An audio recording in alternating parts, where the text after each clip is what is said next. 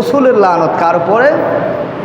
যেই ব্যক্তি ঘুষ গ্রহণ করবে এবং যেই ব্যক্তি ঘুষ দিবেন, ঘুষদাতা এবং ঘুষ গ্রহীতা দোনোজনকে আল্লাহ রাসূল লানত দিয়েছেন।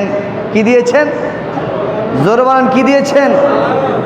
ঘুষ দেওয়া নেওয়া দোনোটাই অপরাধ। দোনোটাই কি?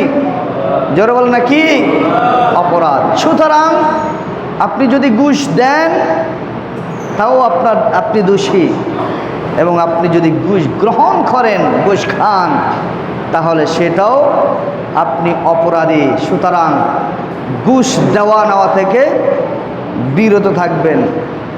আমাদের দেশের অনেক ভাইরা আছে রমজান মাসে ঘুষ খায় না, পকেটে ফুদি খদে, ফুদি পকেট ফুলাই দেন, মানে আপনি দিত না পকেটের দাও কোনো ঘুষ না, তো কি বকশিস রমজান মাসে বকশিস নেয়, ঘুষ খায় না।